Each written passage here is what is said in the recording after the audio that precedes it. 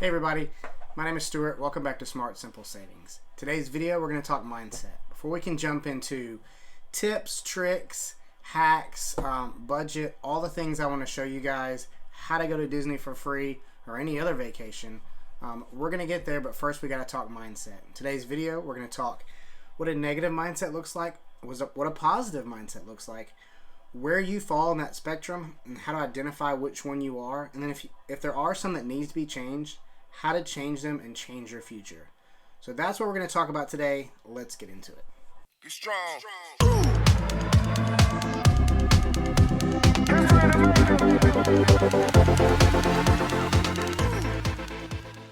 Here we go.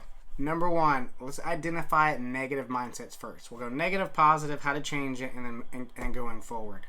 The first one I want to talk about is pride.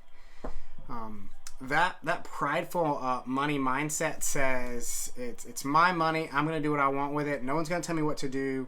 When I'm going to spend it, I'm going to spend it. And 9 times out of 10, that ends up with someone that's in every kind of debt you can think of. They've got credit card debt. They've got a car loan. They've got a bigger mortgage than they need to because they spend that money when they want and they don't think about the consequences. That's the first one. The second one is fear, where anytime you think about money, you think about spending money, that bill comes in the mail, it just stresses you out.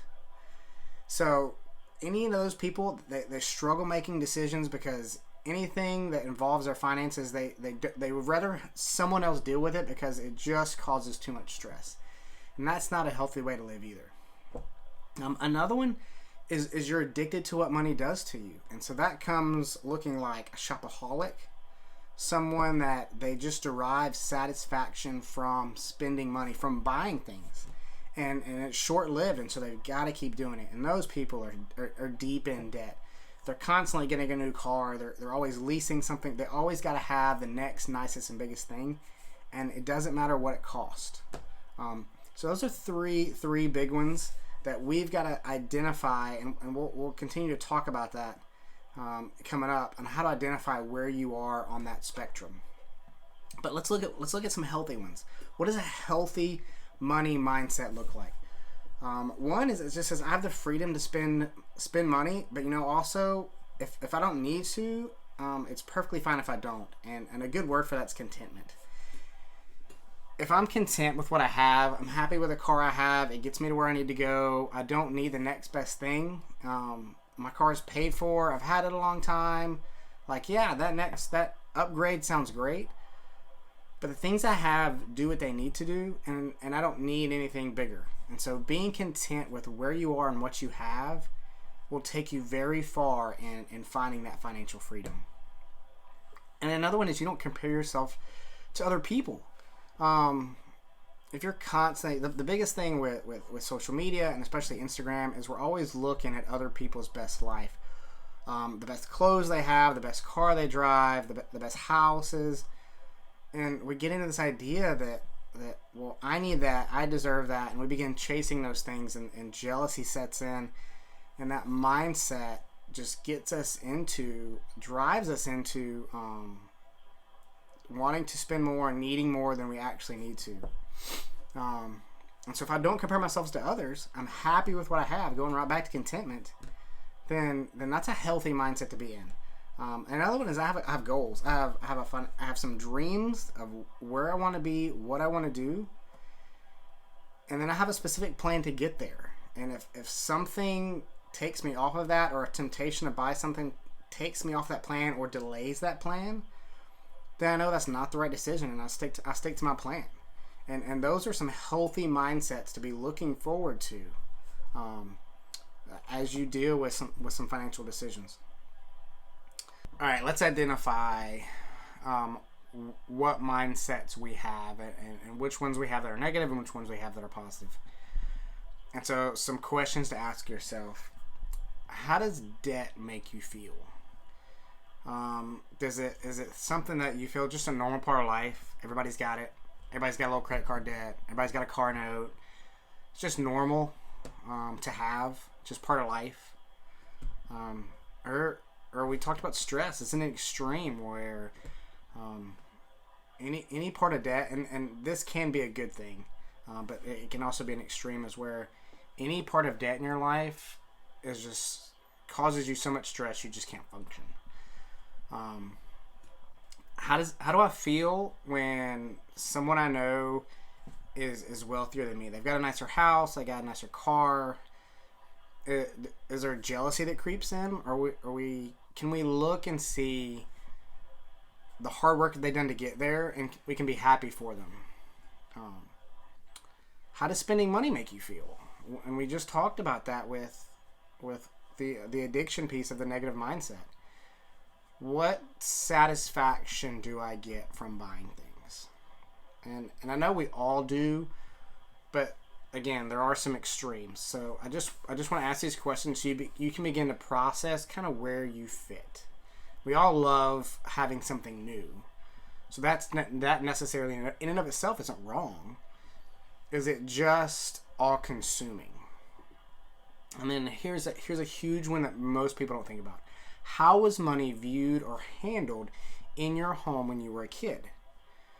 Was money never talked about? Was it this hush thing that wasn't allowed? Was it always fought about? That's probably where some stress comes from, is if your family always argued about finances, so you don't want to argue about it, so you're just going to avoid it altogether. Or was it open and talked about? Like, do you have no problem talking money and your finances to people? Like, probably because you came from a healthy financial home where you talked about it, your parents were open about it.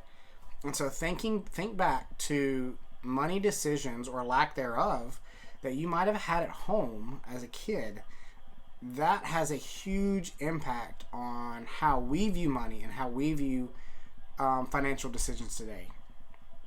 So that's when you really need to kind of stew over and think about. And as we begin to answer those questions, we identify which ones are negative and the positive ones, which ones are healthy, unhealthy, what needs to change. And if you've identified some that are negative, think about what the adverse of that is. So if I have this thought that everybody's got a car note, there's nothing wrong with a little credit card debt. Like, living paycheck to paycheck, most people do it, which is true, but you just kind of feel like that's normal and you're okay with it. Well, what's the adverse side of that? What would living like that be like? What would it be like if I didn't have a car note? What if I paid cash for my cars and I never had a car note? I didn't have any credit card debt. We were living beneath our means. We always had extra cash laying around. Like, what kind of impact would that have on my life? What kind of joy? How would my family look different? How would my marriage look different if our financial path was that versus where it is today? And so that's kind of how you begin to move and make the changes. And so if that looks like a much healthier, happier option for my family, that's where I want to be. We're going to talk about how to get there in some future videos. Some of the things you can do is there's some great books out there on how to identify some deeper aspects of your mindset, and here's one. This is Know Your Money, Know Yourself, Know Your Money by Rachel Cruz. She's part of the Ramsey family. She's actually Dave Ramsey's daughter, and I'm about a quarter of the way into the book. But some of the things this thing covers is how to overcome your biggest money fears, how your childhood impacts your decisions. We just talked about that. And then what motivates your spending, your saving, your giving. And so I know I haven't finished reading it, but I would highly recommend this one. And there's another one called The Psychology of Money by Morgan Housel, and that's on my list to read as well. Of just understanding how your mind revolves around investing, spending, giving can really begin to help set you on the right path for the financial future that you've always dreamed of. And speaking of dreams, that's something we're going to talk about next. Is, do you dream of a better financial future? What does it look like? Or are you just kind of, or have you never? Are you just okay with where you are now, and you don't think you're ever going to get anywhere, and you're never going to move up? You see all these people with the nicer houses, they go on these vacations, and you just kind of settle in that that's never going to be you. Like, I want you to dream. So, do you hope for something better? You need to do that, and you need to get specific. What do you want to do in retirement? Have you ever sat down, and I don't care if you're 18 or you're 45, you need to have an idea of what you want your life to look like when you retire. Like, when you leave your job, what do you want to do? Do you want to travel? Do you want to find a hobby? Is there some other job that you've always wanted to do? You need to have a plan for those things. If there is no plan, you're never going to get there. And so I don't want you to say, oh, I want to travel the world. Well, that's not specific enough. You need to get specific. Where do you want to go? Where do you want to visit? What do you want to do? You need to write them out. You need to make them visual. If it's a place that you want to go to, you need to print a picture of that place and put it up where you see it. So that goal, that dream is visual. When it's visual, when you can see it, it's tangible. You can taste it. You want to chase after it. That's going to provide some motivation and some focus to stay on track to get where you want to go. And then you got to believe that dream that you just made is achievable.